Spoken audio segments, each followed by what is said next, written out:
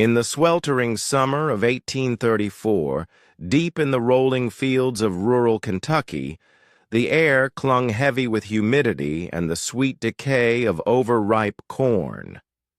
Mist rose each dawn beside the river bend near the small settlement of Harrow's Mill, where a handful of farming families eked their lives from the earth.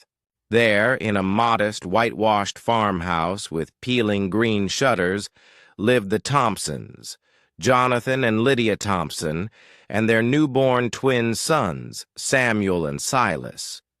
From the day they were born, the twins were the subject of hushed fascination. They shared an uncanny bond that defied simple medical explanation. At 3 months old, when one cried, the other stirred. When Samuel giggled, Silas's eyes brightened. Lydia would rock both at once in her arms, feeling pulses align and lungs draw breath in eerie synchrony. Jonathan swore he heard whispers between them, though no one ever spoke. The local physician, Dr. Ambrose Carter, was regarded as pragmatic and grounded. Still, he conducted simple observations with a pseudoscientific curiosity, measuring their heartbeats, noting reflexes, documenting sleep patterns. He found nothing pathological, only uncanny harmony.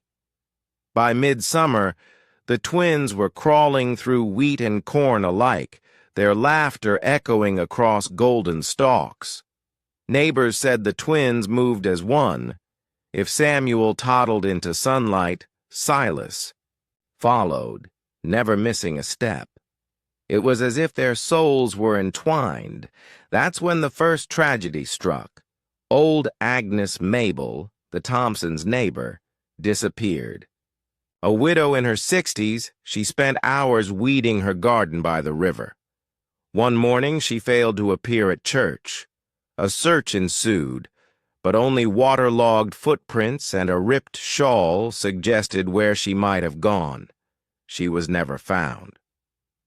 Some whispered that she had drowned, though there was no body. Others believed she was taken. But Dr. Carter wondered if it was something else. Agnes loved the twins, always greeting them with a fond smile. 3 nights after her disappearance, Lydia awoke to find Samuel stiff in his crib. Silas lay beside him, unsettled, chest heaving. The midwife found Samuel cold and unresponsive. Silas. Quiet. Too quiet. The entire household was filled with dread. Lydia wept. Jonathan raged against heaven. Silas survived, his eyes frail but bright. Doctors could not explain why one twin lived while the other did not. They were so indistinguishable in every way. Strange occurrences followed. At night, Lydia claimed to hear a gentle lullaby sung under her window, an old woman's voice, faint and sorrowful. The midwife confessed to seeing Lydia rocking Silas, talking softly, as if replying to someone invisible. Fields around the house seemed to grow uneven in rows, as though disturbed by unseen feet.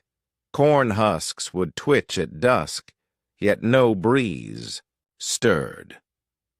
A few nights later, Silas fell ill. High fever, delirium. Lydia sat by his bedside night after night, murmuring songs she remembered as a young girl. "Sleep, little one, sleep."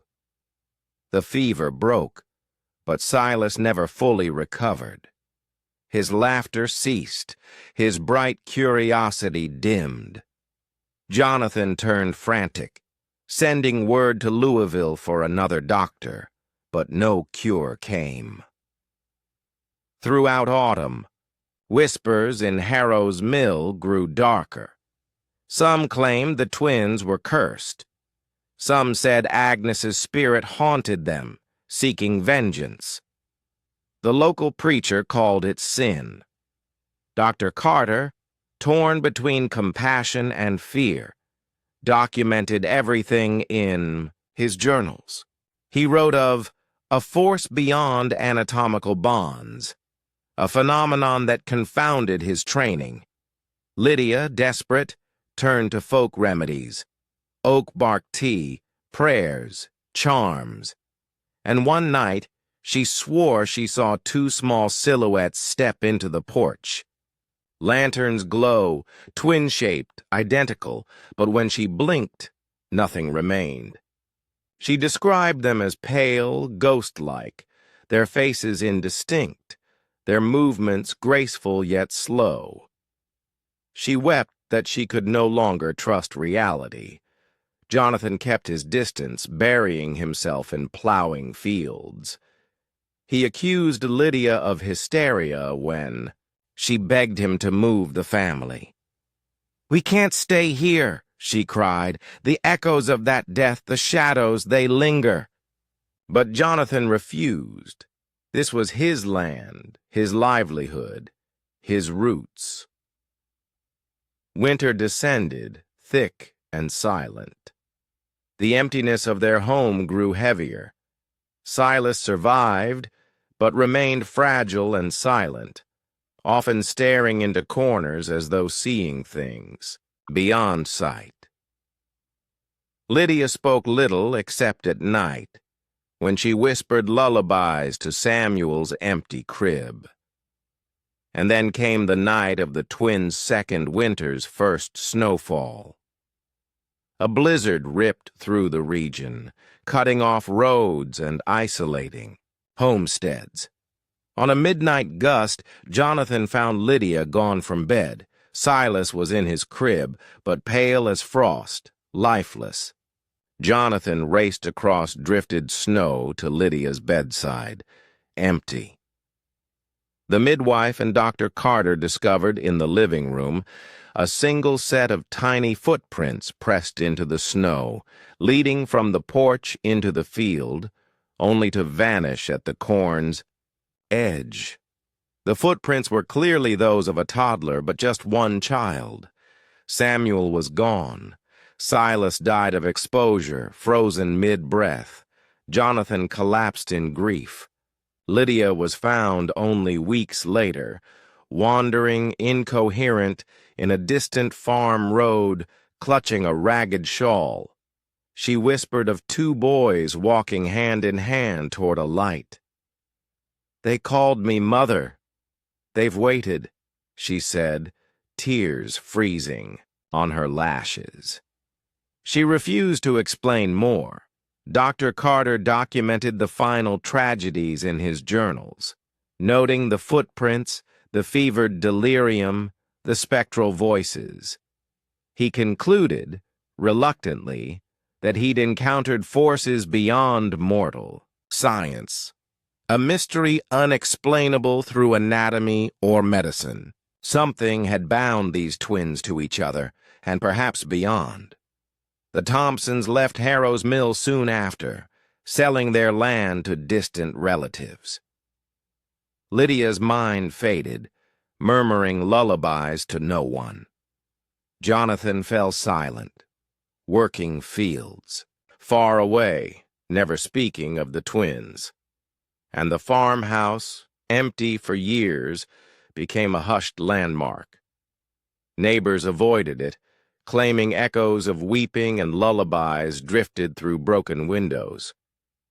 Winter in Harrow's Mill was known to crack bones and freeze wells, but in the year following the twins' mysterious deaths, it felt different, colder, not just in temperature, but in temperament. The townsfolk grew quieter, the nights longer.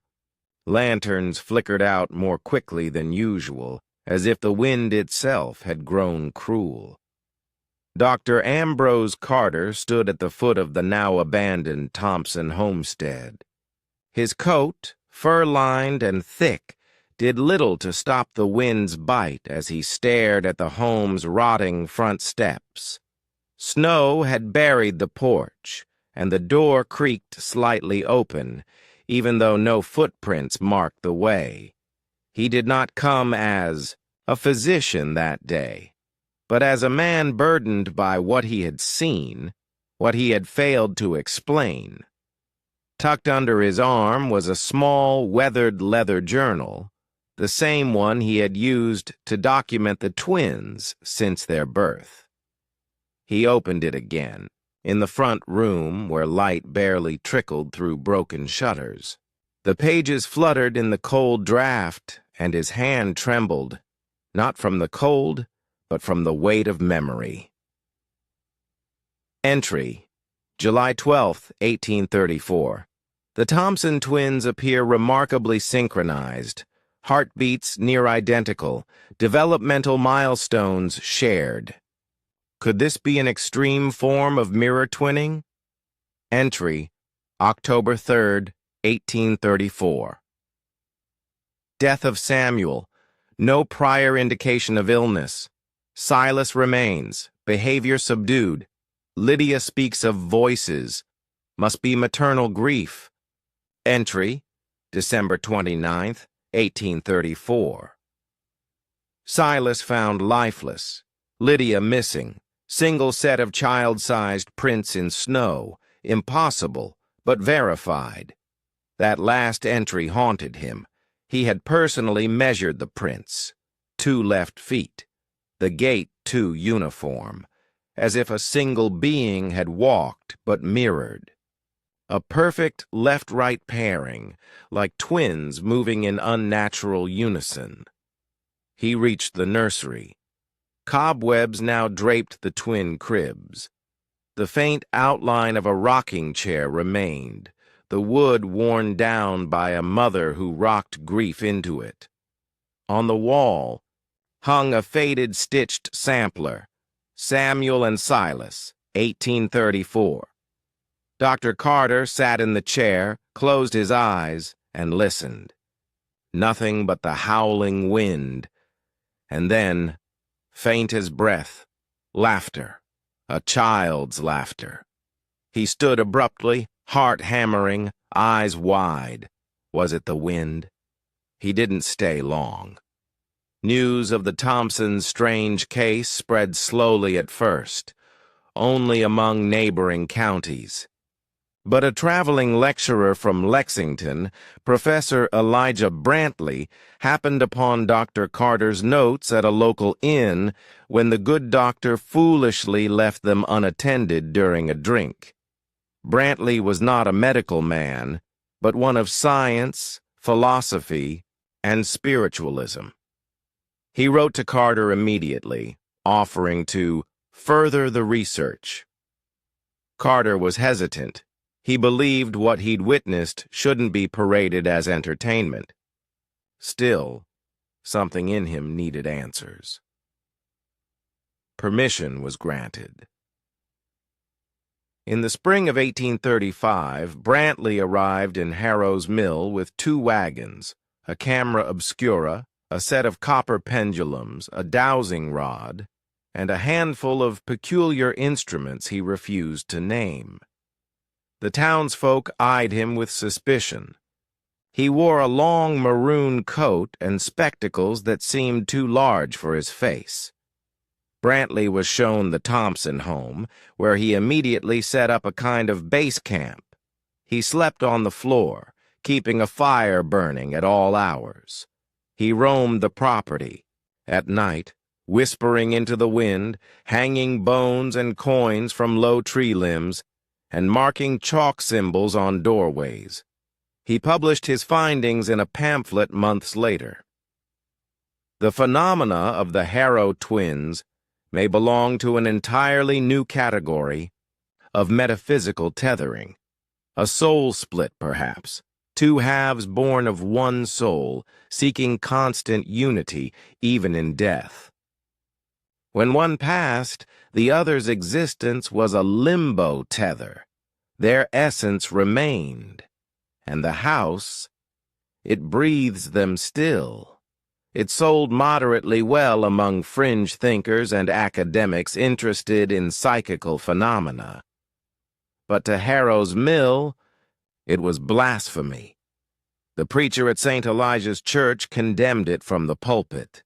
Brantley didn't care. He had other plans. Meanwhile, Jonathan Thompson was trying to outrun the past. He had moved to Madison County to live with his cousin, tending farmland, avoiding mirrors, refusing to look at children. He was a husk of a man. Gray had overtaken his beard early, and he spoke little.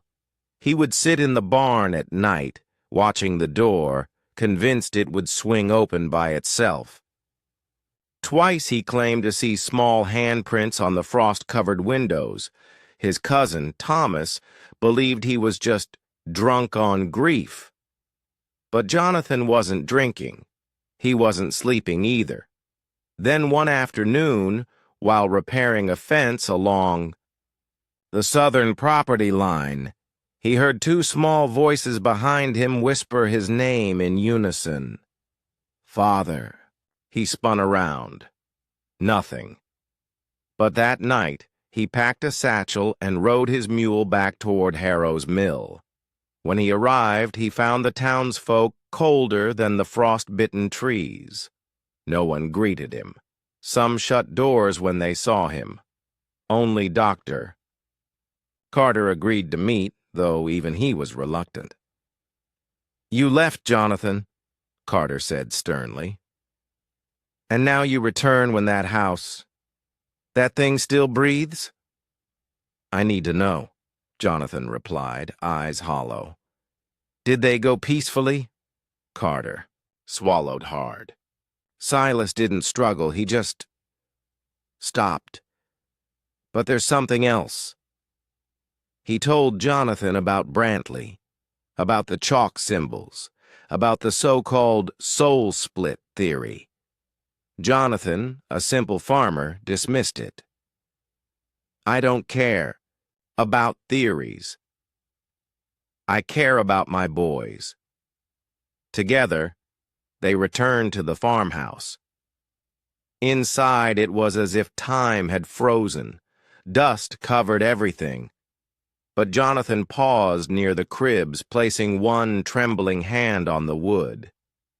"They shared everything," he said, voice cracking. "Even death." Just then, the temperature in the room dropped. Dr. Carter's breath misted in front of him. Jonathan looked up, and so did the doctor. In the cracked glass of the window pane, they both saw it. Two small silhouettes reflected in the glass, one slightly behind the other. Carter turned sharply. No one there, but the reflection remained. "Samuel," Jonathan whispered. "Silas." And then the rocking chair began to sway slowly. Outside, Brantley returned with his camera to photograph the event. His exposure plates developed into grainy, hazy images. But in one frame, something peculiar emerged. Two blurry figures, hand in hand, standing by the fireplace, facing the lens. Identical in size. Blurred faces. Bare feet. The photograph became legend. The Thompsons' case gained international attention in parapsychology circles. But Brantley never returned to Harrow's mill after that final night. He published his last writing in 1836. Some souls are not meant to be separated. Some bonds are older than our sciences, deeper than our prayers. The Harrow twins, Samuel and Silas, may never rest, because they were never whole to begin with. The frost had begun to thaw by the time spring touched the far edges of Harrow's mill in 1836. A feeble sun filtered through skeletal trees, and with it came a reluctant sense of normalcy. But for those who had lived through the strange winter of the Thompson twins, normalcy was a fragile veil, thin and quick to tear. Children no longer played near the cornfields where Samuel and Silas once toddled. Parents whispered warnings not to walk past the Thompson homestead after sunset. The preacher forbade any mention of the twins within church walls. Yet curiosity simmered beneath the surface of silence, and one person could not let go of the mystery that clung to the town like mildew. Her name was Annabeth Quinn.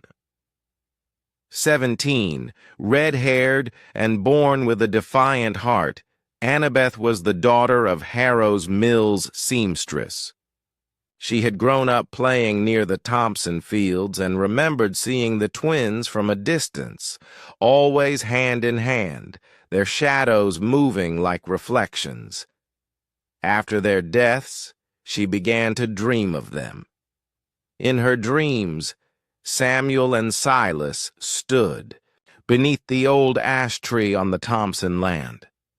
They never spoke, but their mouths moved in perfect unison, as if chanting.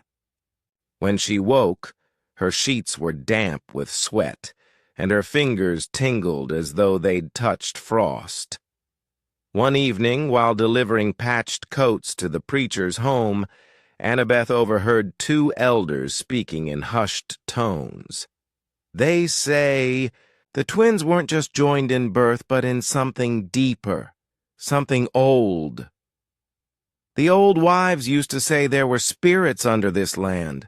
Blood binds them. Children hear them first. That night, Annabeth returned to the Thompson house.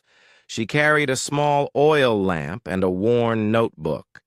She wasn't a scholar like Brantley or a man of medicine like Dr. Carter. But she believed, and belief, as she'd come to learn, could cut deeper than knowledge. The house had settled further into decay. Ivy crept up the siding. Birds had nested in the eaves. But the bones of it remained intact, and the moment she stepped through the doorway, a stillness fell over the world. The air was heavy, like walking underwater. Her footsteps on the wooden floor echoed more loudly than they should have. She moved slowly toward the nursery, the lantern casting long shadows on the walls. The twin cribs still stood. So did the rocking chair, frozen mid-sway as though it had never stopped. On instinct, Annabeth placed her hand on the rail of one crib and gasped. A memory not her own flooded her. She saw the world from a lower height, felt the comfort of warm milk. The rhythm of a lullaby hummed softly in her ears. She looked beside her and saw herself, but not. Another boy, identical, smiling, then cold, then screaming. She stumbled back, dropping the lantern. It did not break, but the flame snuffed out, plunging the room into darkness. She fumbled to relight it with trembling hands, heart pounding. Once the light returned, something new had appeared. Chalk markings along the floorboards, faint and aged. Brantley's symbols. Annabeth followed them, tracing a path leading down into the cellar, where no one had gone since the Thompsons fled. The cellar was low-ceilinged and musty, its stone walls lined with canning jars and rusted tools. At the far end, a pile of old boards covered a shallow pit. Something about it felt wrong, unfinished. She knelt down, cleared away the boards, and revealed a stone ring, carefully set into the earth, like a forgotten well. But there was no water inside.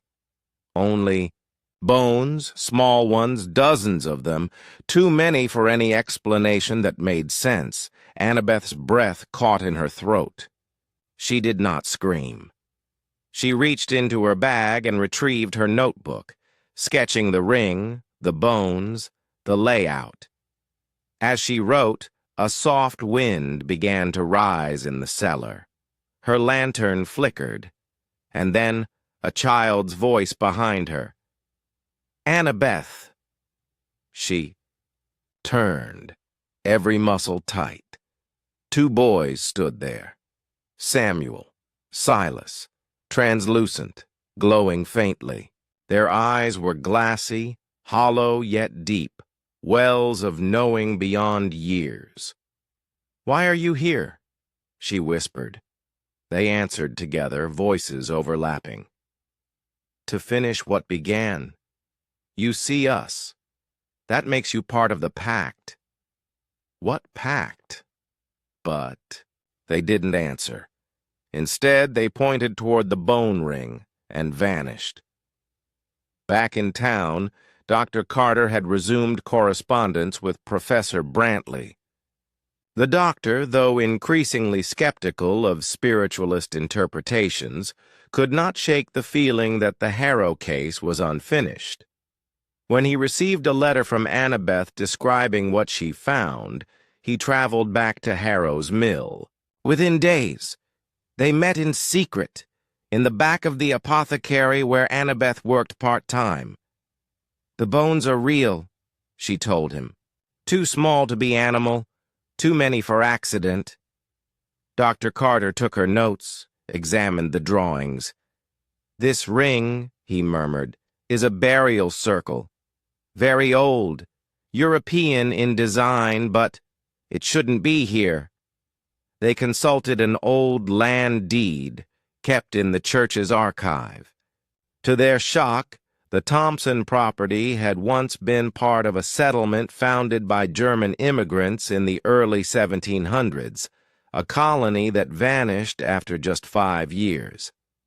No record explained why, but an even older journal, buried in a dusty crate, told of Die Seelenschnitte, or the soul-split children. Children believed to be born of shared souls, cursed to walk half alive unless reunited in death. They were revered, feared, and sometimes sacrificed. The implications were grim. Could Samuel and Silas have been soul-split twins born on cursed ground? Were the bones beneath the house remnants of earlier such children? "Maybe," Annabeth said. "This keeps happening. Maybe the land demands it." 1 week later, on the night of the harvest moon, a blood-red orb rose over Harrow's mill. Annabeth and Dr. Carter returned to the cellar. They brought offerings, flowers, toys, old lullabies sung softly under breath. Dr. Carter read from Brantley's pamphlet. Annabeth knelt beside the stone ring. She whispered, "Let what was divided be whole. Let what was broken be buried. Rest, children, please." The wind rose around them. Dust circled. The lanterns blew out. For a moment, they were not alone. Hundreds of small shadows circled the room, laughing, crying, breathing. The bones in the pit glowed faintly, then dimmed, and when the light returned, the pit was empty. In the days that followed, the house grew quiet. Birdsong returned to the fields. Children, tentatively at first, resumed playing near the edge of the Thompson property. The air lost its heaviness, but the legend lived on. The preacher never forgave Annabeth or Dr. Carter. He called them blasphemers, but neither cared. What mattered was this: the twins were gone. No more sightings, no more voices, just peace. And beneath the ash tree where the twins had often played, 2 wooden markers now stood. Samuel and Silas Thompson, born 1834, freed 1836. For nearly a year after the harvest moon ritual, the town of Harrow's Mill tasted an unfamiliar silence. one that almost passed for peace. The fields swayed golden again. The wind no longer whispered strange names, and the birds returned to the branches. The Thompson house stood, vacant but still, a skeleton no longer groaning. Annabeth Quinn had resumed her duties at the apothecary. She kept her journal hidden under loose floorboards and told no one about the whispers, even when she still heard them in dreams. Dr. Carter, after years of obsession, tried to pull away. He returned to tending patients with swollen joints and stubborn coughs. He no longer walked to the Thompson house. But some things don't die. They wait. It began again on the morning of March 3, 1837. Sarah Hartley, a farmer's wife, brought her 3-month-old twins, Rose and Ruth, into town. They were healthy babies, identical, chubby, with small tufts of reddish hair. Dr. Carter examined them during their routine visit. The girls smiled, cooed, and gripped his fingers in perfect sync. "It's eerie how they mirror each other," Sarah said with a chuckle. "Even cry together." Dr. Carter forced a smile.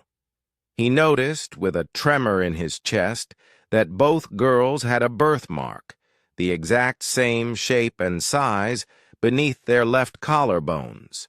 He made a note. Then he made an excuse to visit Annabeth. "You said it was over," she whispered, leaning over his notes in the back of the apothecary.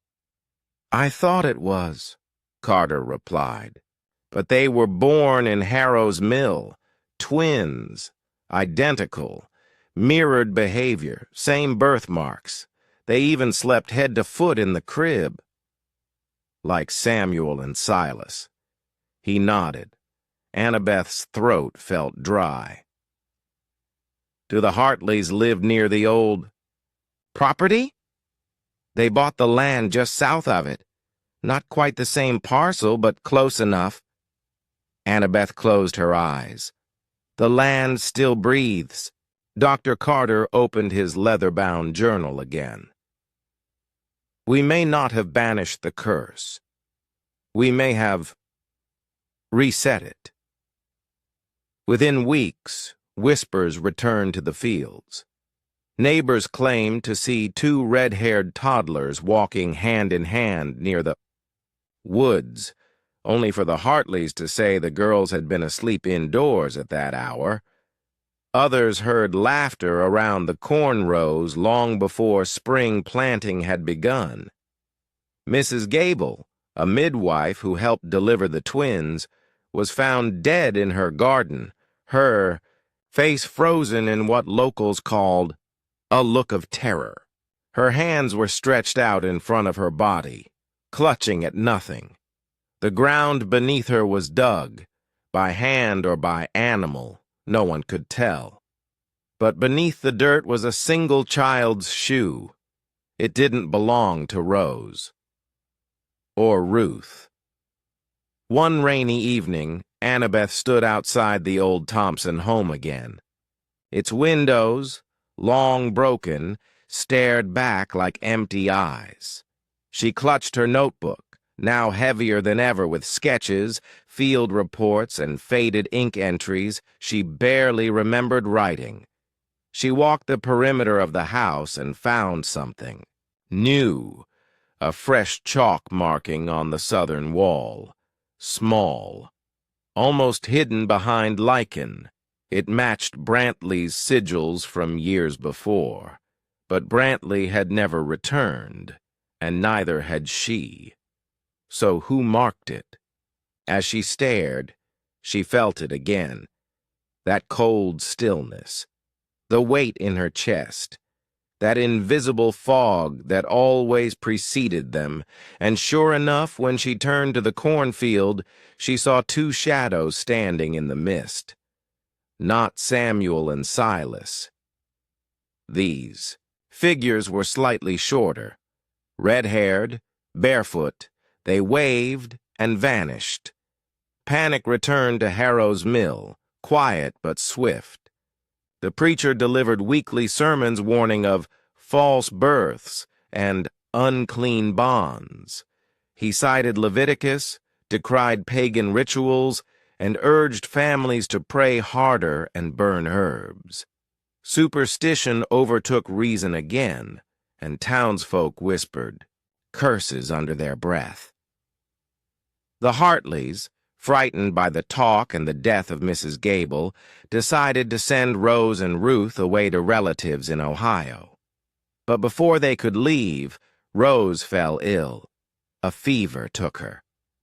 And when Ruth was placed beside her crib to sleep, she too spiked a fever, identical temperature, identical duration.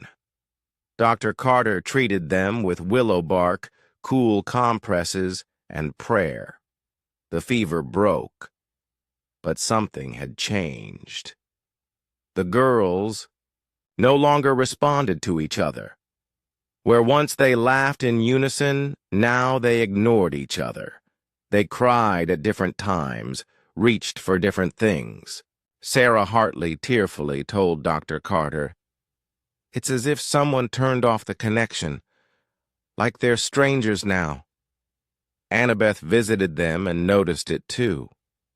The spark was gone. The eerie harmony that had unnerved her weeks ago was now replaced with detachment. And then, in the middle of the night, Ruth vanished. A door left ajar. No broken glass. No signs of struggle. Only muddy footprints in the hallway, small and bare, and the faintest scent of lavender, the same kind that Lydia Thompson used to grow by the porch.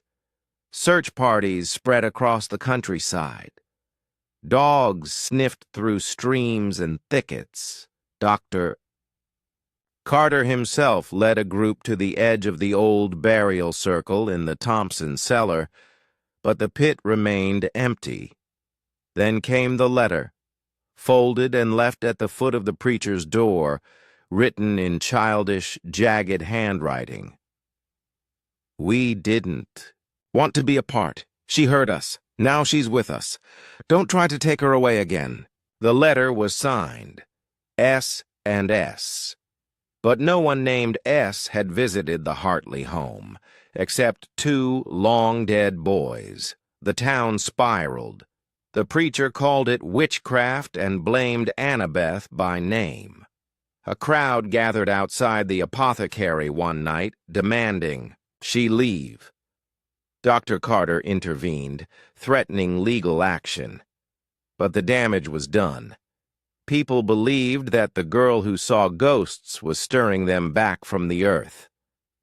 Annabeth packed her things and stayed with Dr. Carter, hiding in his barn loft. There, under lantern light, they studied old maps, ritual diagrams, journals, anything that could explain what was happening, and in an old page tucked in the back of Brantley's forgotten correspondence, they found something.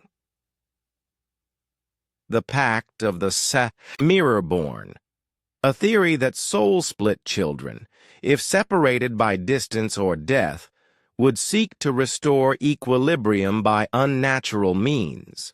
Their bond would not allow separation. If the living failed to preserve unity, the dead would act in their place. The Hartley twins had been split. Rose had begun to forget Ruth, and Ruth instinctively sought reunion, and perhaps the only ones who could help her were Samuel and Silas. Dr. Carter devised a radical plan.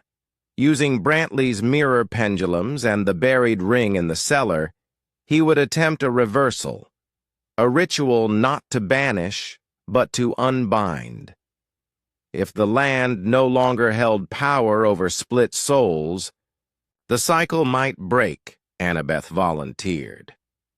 They returned to the Thompson house during a storm. Lightning clawed the sky.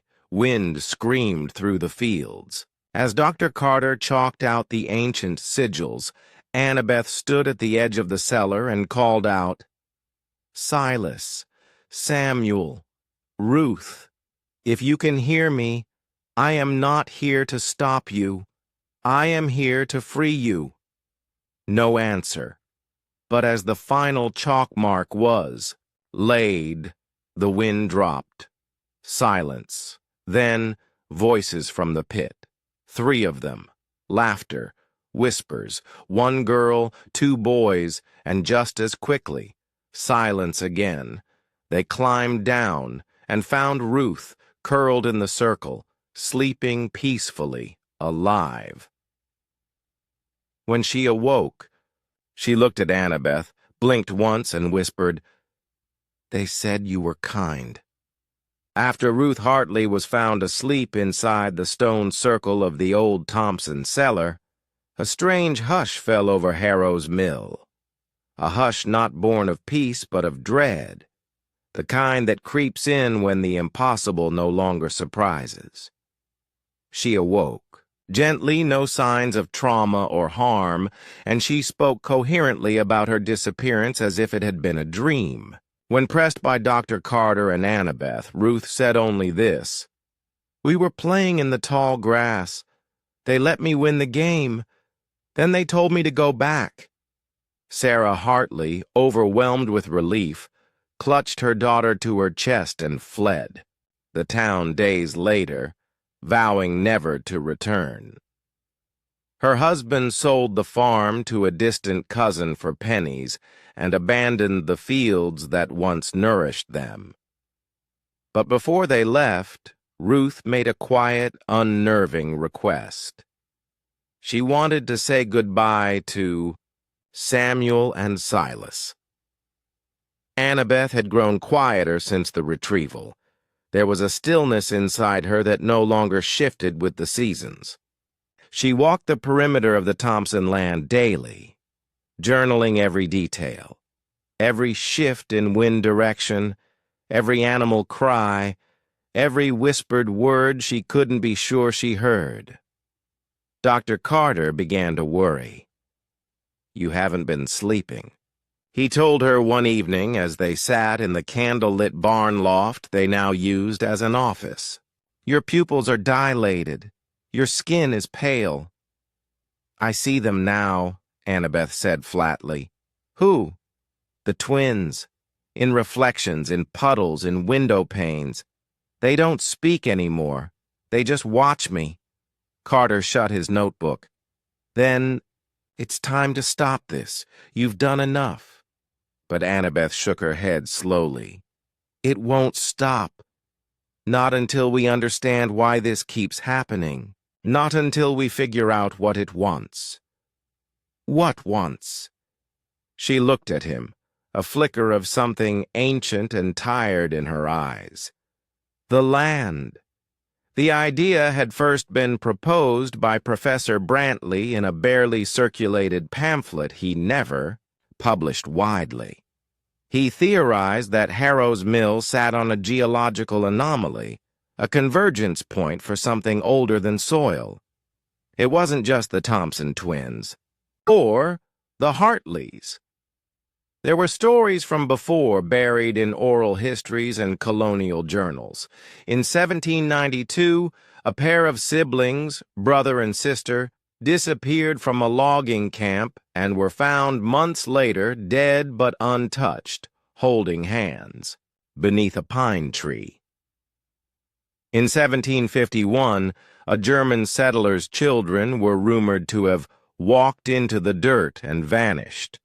And in 1697, long before Kentucky was even considered a state, indigenous Shawnee folklore spoke of soul-bonded spirits who rose from the river reeds and stole the voices of our children. Annabeth cross-referenced dates, events, and maps. Everything pointed back to a thin vein of land, no wider than a man's shoulders, cutting through Harrow's Mill like a surgical line from the old river bend to the ash tree near the Thompson house. She called it the Severance Line. At the heart of this invisible line stood the Thompson cellar, the burial ring, and beneath that ring, Annabeth hypothesized, lay something deeper. Not bones, not artifacts, but a ribbon of earth where the veil between this world and the next had worn thin. "We can't keep closing the wounds," she said to Dr. Carter one night. "We have to address the infection." Together they devised a radical plan. If this phenomenon repeated every time twins were born too close to the severance line, then it wasn't about the children. It was about the land using them, like lightning choosing a copper rod, a conductor. And if that was true, then the way to break the cycle was not to banish or free the children, but to seal the conductor. The burial ring needed to be destroyed. On October 13, 1837, Annabeth and Dr. Carter returned to the cellar one final time. She carried with her a small cloth-wrapped bundle, iron nails, salt, foxglove, and an obsidian shard given to her by a wandering Romani woman who claimed it could cut between realms. Dr. Carter brought only a flask of brandy and a shovel. They didn't speak as they began to unearth the ring, stone by stone. Each slab was ancient, weathered, almost fused into the dirt. As they pried each one loose, the air grew heavier, hotter. The ground beneath their feet pulsed like a heartbeat.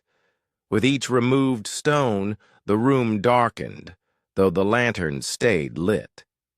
Annabeth began to shake. "Something's waking up."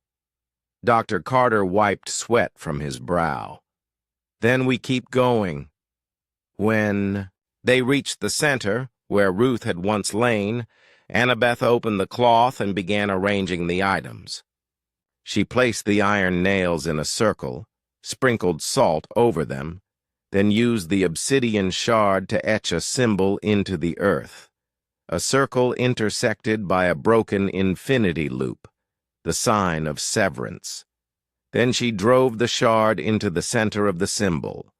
The earth screamed, not figuratively.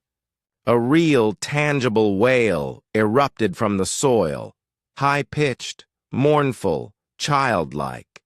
The lanterns exploded, the temperature dropped.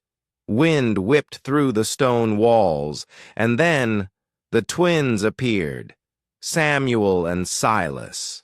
Their eyes glowed white. Their mouths moved, but no sound came. They stepped into the circle and knelt. As Annabeth stared, they pressed their palms to the shard. Then they looked up, and for the first time, they smiled and vanished. When the dust settled, the pit was just dirt, no bones, no stones, no echo. The severance line was sealed. The change was immediate. Birds sang at dawn again. Children no longer spoke of imaginary friends whispering secrets from fields. No more twins were born in Harrow's Mill.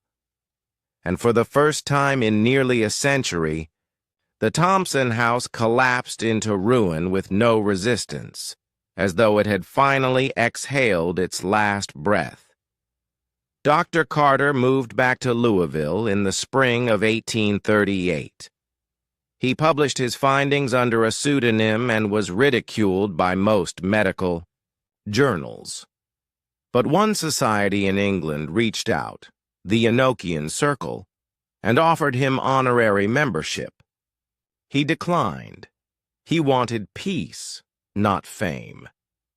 Annabeth remained in Harrow's Mill. She married, raised children, and became the village historian. But she never forgot. Her journals, nearly 600 pages in total, were passed down to her daughter, who preserved them in a box marked, "Only open if it starts again." It never did, until a century later. 99 years had passed since Annabeth Quinn and Dr. Ambrose Carter sealed the severance line. The Thompson house was long gone, swallowed by ivy, its timbers rotted into the soil.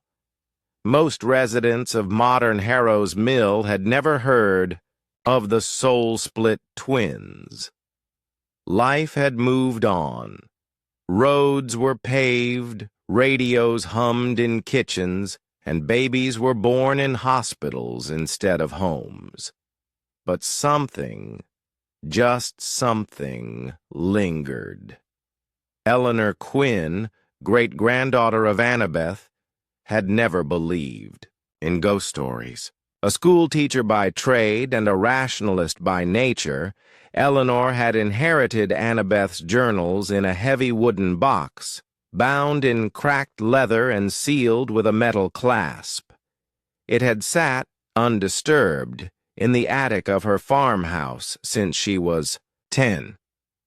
Her mother had warned her gently but clearly, "If you ever hear children laughing in the woods where no children live, you open the box." For nearly 3 decades, she didn't, until the night of the eclipse, October 27th, 1936. A lunar eclipse had been predicted and well publicized, drawing astronomy enthusiasts out across the state. Eleanor herself had prepared her students for the phenomenon, explaining the cosmic mechanics with diagrams on the chalkboard. That night, she sat with a mug of cocoa on her porch, watching the shadow crawl across the moon's face. And then, somewhere, in the trees, a giggle, not one, 2, in perfect unison. She froze. It came again, light, melodic, childlike. But she lived at the edge of town. No children nearby, no visitors, no parties. Just miles of wild pasture and tangled woods. Her stomach dropped. She stood, walked slowly into the house, and climbed to the attic. The box had gathered nearly an inch of dust. Its clasp was cold despite the warmth in the room. When Eleanor unlatched, the metal groaned like it hadn't been touched in a lifetime. Inside she found dozens of old journals, each titled by season and year. A small cloth bundle. She recognized iron nails, a shard of obsidian, and a packet of dried foxglove, a folded map marked with strange symbols, circles, loops, and one long red line, and a letter addressed in fading script to my daughter, should the line ever tear again. Eleanor read it by lamplight. "You may think this a tale for frightened children, but I write to you now not as your mother, but as a witness. There is a line in this land, one no road crosses, though many feet have. It feeds on twins. Or perhaps they feed on it. When I was young, it began again, and I nearly lost my life to it. The earth beneath this town remembers. It cannot be reasoned with. It only waits. And when laughter returns, do not run, do not hide. Find the pit, mark the line, and whatever you do, never separate them again." Eleanor's hands trembled. She lit another lantern and began reading through the journals, page by page, tracing the history of Samuel and Silas, the Hartley girls, the severance line. She didn't sleep that night. The next day, Eleanor visited the town records office. The clerk, a young man named Curtis, was surprised to see her. She rarely left her home since retiring from teaching. "I need access to old land registries," she said plainly. Curtis blinked. "How old?" 1800s. He led her to a filing. cabinet in the back and pulled open the heavy drawers. Dust puffed up in her face. She scanned names. Thompson, Hartley, Gable, Quinn. She found it. Plot, Structure 17B, original township parcel, deed revoked 1838, status unclaimed, marked beside it in red ink, abandoned, soil instability, building not permitted. But when she compared the coordinates to Annabeth's map, her heart skipped. The severance line ran straight through plot number 17B. That night, Eleanor returned to the woods with a flashlight and her grandmother's map. She followed the landmarks. The ash tree, still standing. The split stone well, crumbled and moss-covered. And finally, the hollow. She found the cellar, not standing but sunken, overgrown with vines and nearly invisible. The burial ring was gone, but the earth still bore a scar, a dip in the shape of a circle, as if something had once lived there and then been torn out. She crouched, listened. The forest was quiet, until she heard the crunch of 2 small footsteps behind her. She turned quickly. Nothing, but her flashlight dimmed. And in the beam's edge, 2 silhouettes flickered for a split second, hand in hand, unmoving. "It's you," Eleanor whispered. "You never left." They didn't answer. Instead, they pointed to the ashes of a fallen tree nearby. She understood immediately. Eleanor returned the next day with a spade. She dug where the tree had fallen and found a box of bones, small, fragile, child-sized, but something strange, 2 perfectly matched skulls facing each other inside. No record ever mentioned them being buried. She covered the bones and returned home.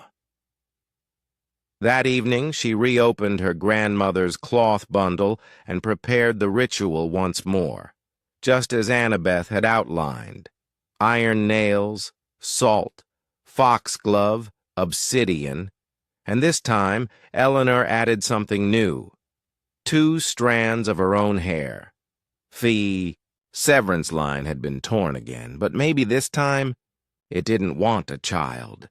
Maybe it wanted a keeper. At midnight, she returned to the scarred earth.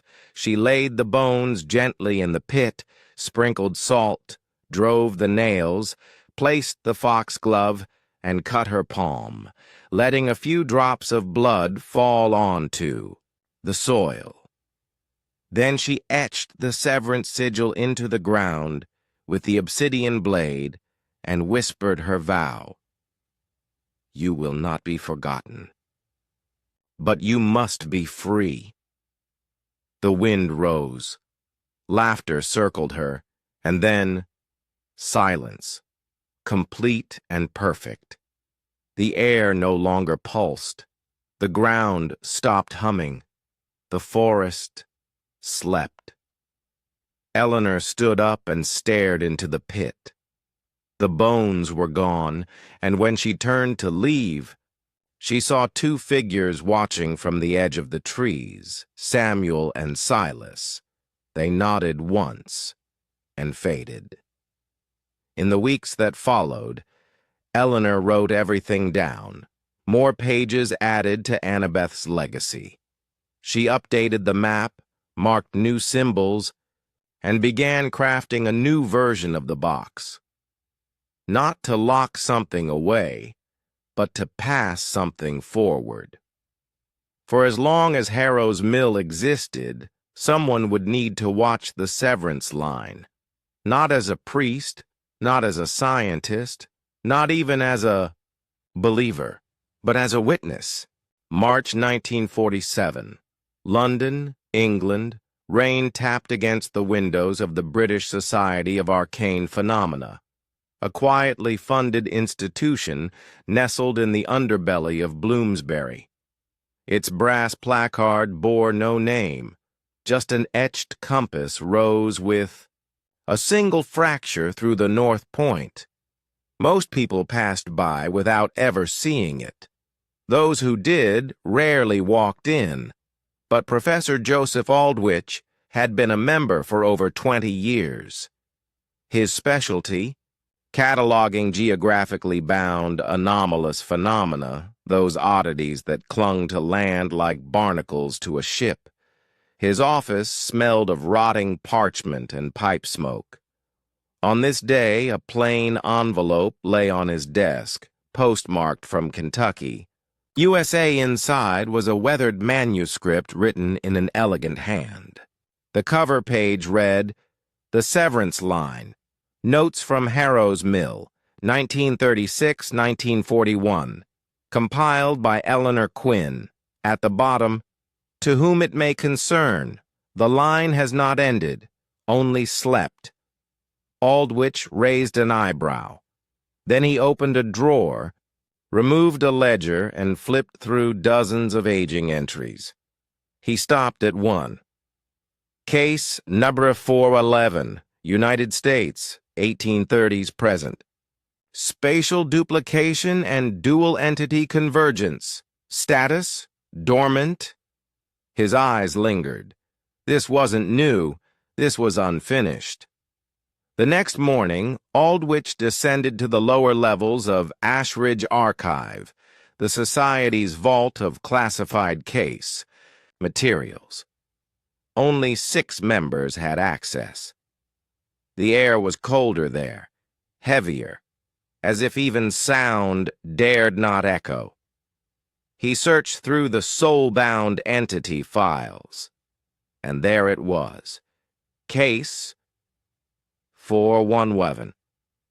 A folder stuffed with hand-copied letters, translated, journals, and reports from visiting American scholars who'd investigated Harrow's Mill in the 1880s and 1907. One letter stood out, dated September 3rd, 1885. "Dear Sir, the children were found again, not alive, but mirrored. 2 corpses laid hand in perfect symmetry in a collapsed barn. The townsfolk claimed they were twins, but no records matched. Their faces nearly identical. Each child bore a birthmark in reverse. No parents. Came forward. We burned the bodies as instructed." Aldwych sat back, skin prickling. If Eleanor Quinn's recent manuscript was accurate, then burning didn't destroy them. It may have simply scattered them. Within 2 weeks, Aldwych had booked passage to America. He carried Eleanor's manuscript, a camera, and a polished wooden cane with a silver tip. What he didn't carry, what weighed heavier, was the question. If the severance line isn't unique to Harrow's Mill, then where else does it run? That answer would come from someone he hadn't yet met. Mabel Quinn, Eleanor's granddaughter. April 1st, 1947. Harrow's Mill, Kentucky. Mabel had been expecting someone. Her grandmother had left instructions. If laughter returns after, "I've passed. Speak with the archivist." Mabel was 19, recently orphaned after her mother's sudden death from pneumonia. She lived alone on the same property Eleanor once did. She never went near the woods. She met Aldwych with guarded courtesy. "You're from the Society," she said, handing him a glass of sweet tea. "I am. Your grandmother was incredibly thorough. I read every word she wrote." Mabel hesitated. "Then you know they're not gone." He nodded slowly. "Twins have been born in this town every year since 1936, Mabel whispered. "At least one set. Some don't survive, and when they don't, something watches the forest again. The laughter comes." Aldwych leaned forward. "What else?" "None of the twins share blood," Mabel said. Different families, different races, but every pair speaks in sync before they're three. He put his glass down. I need to see the pit. The cellar pit had been quiet for over a decade. Moss now blanketed the floor, and the twisted roots of the tree Eleanor buried had grown into a strange spiral. Aldwych knelt, brushing dirt away from the spiral's center. There, beneath the roots, was a stone slab, engraved with a sigil not found in Eleanor's work.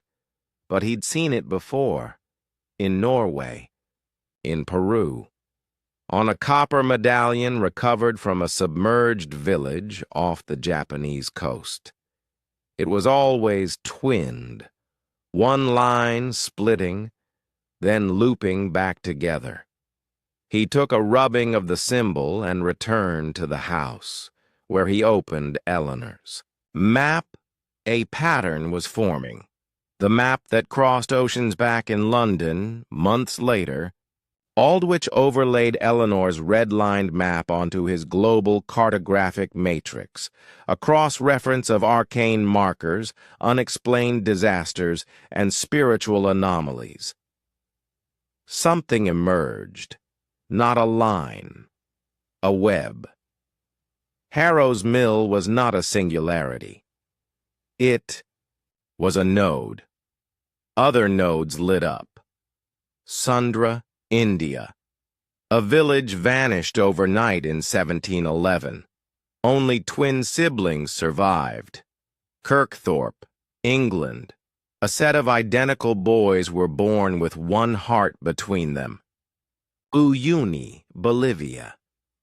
Two girls died within seconds of each other, oceans apart, with matching scars no one could explain. Chernaris Province, Russia. Forbidden to enter even by locals. Legends told of children splitting in mirrors. Wherever, a node emerged. One thing followed. Twins. Always twins. But it wasn't just births. It was echoes. One soul, fractured and doubled, relearning the same pain across generations. The severance line wasn't a line at all. It was a wound, and the earth remembered every incision. July 1948.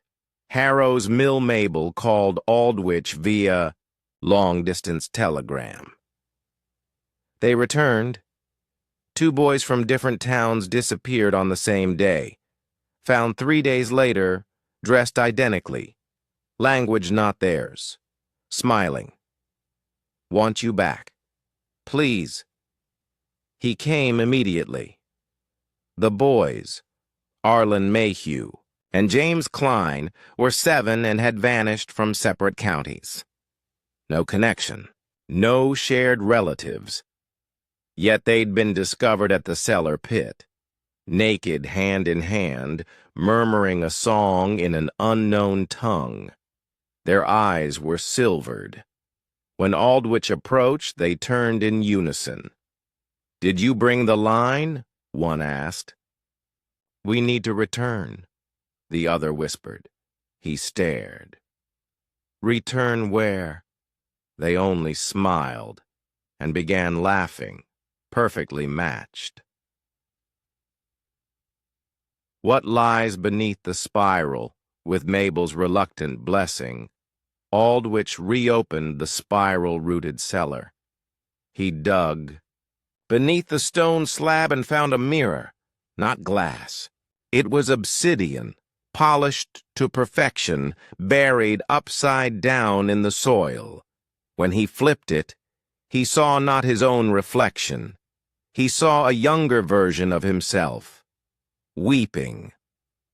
Behind the glass was another Joseph Aldwych, older, eyes blank, reaching toward the surface as if trapped. He dropped the mirror. The laughter from the boys stopped. Then they both spoke. Voice joined. "Now you see," and collapsed. unconscious. August 1948. Harrow's Mill, Kentucky. The boys, Arlen Mayhew and James Klein, had been unconscious for 2 days. No fever, no physical trauma, no sign of any known illness. Yet their hearts beat in unison, their dreams restless. Eleanor's journals had warned of this.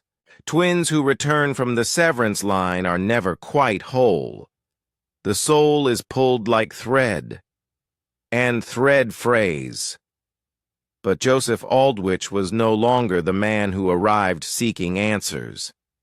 He had touched something he didn't understand, something not meant for the waking world. The obsidian mirror he found beneath the tree root spiral was not a mirror in the ordinary sense. It was not made of volcanic glass nor earthly minerals. It did not reflect. It remembered. A voice from below. On the third night, Aldrich stayed alone with the boys. At midnight, the wind stopped. Crickets silenced. A sulfuric scent wafted in from the direction of the pit.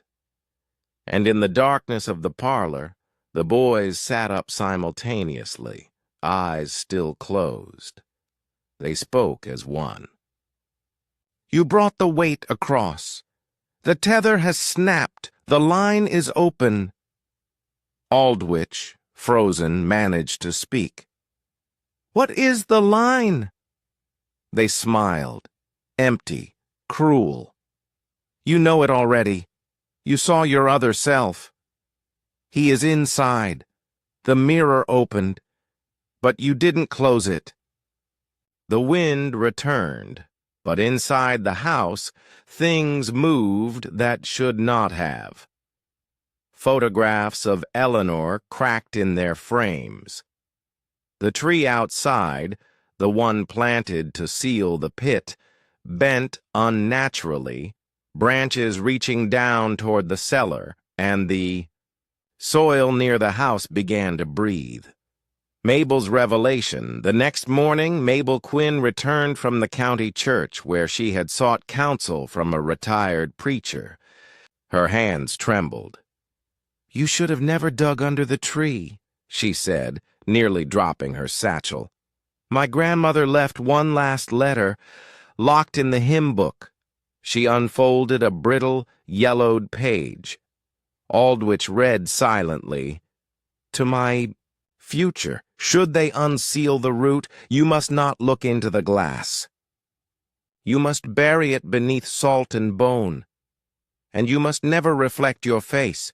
It is not a window, it is a mouth. And it is hungry for identity." Aldrich stared at her. "A mouth?" Mabel nodded. "Not just any mouth. The maw. That's what she called it. Said it belonged to the first split, the first soul ever torn in two. And what happens if we don't seal it?" Her silence said everything.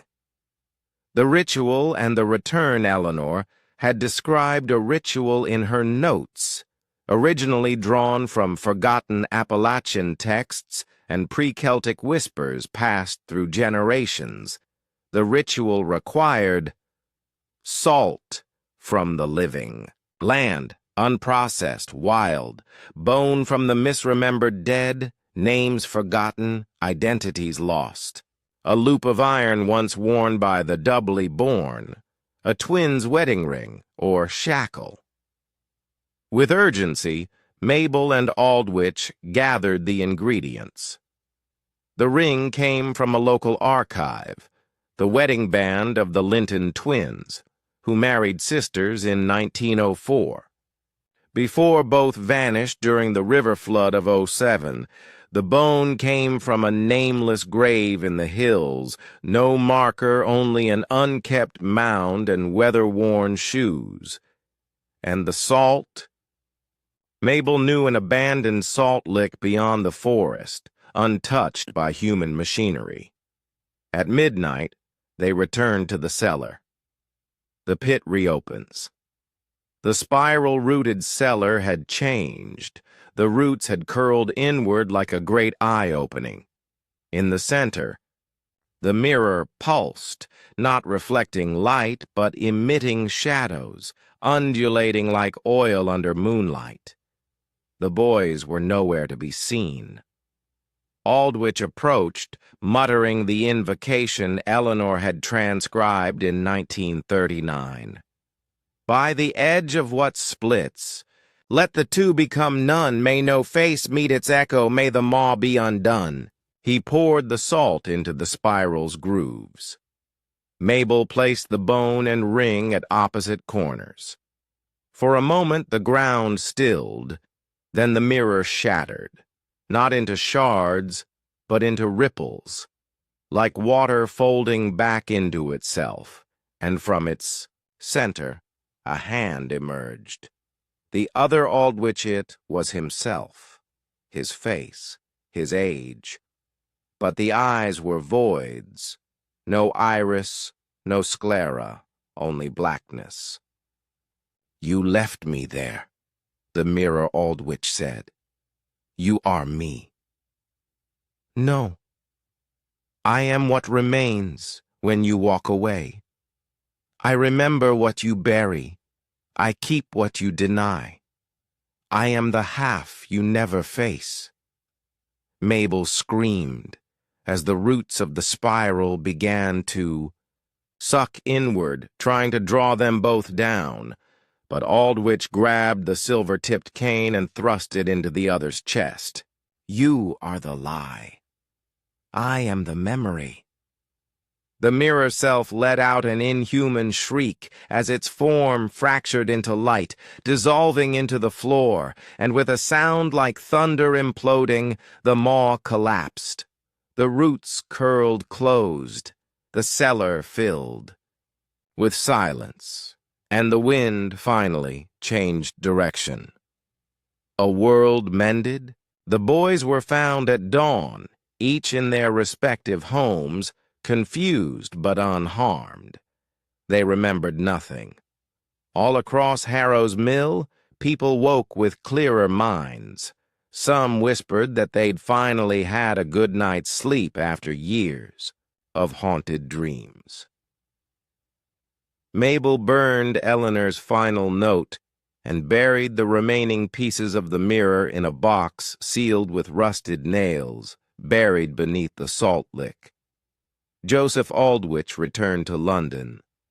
He updated case Sagra 411. "The severance line has been sealed in Harrow's Mill, temporarily. Do not believe in conclusions. The web remains, but the node is dormant. Should twin laughter return without cause, the line is active again." Epilogue. Present day 2025. Harrow's Mill. Elementary school, a teacher reads names aloud for roll call in a bright classroom.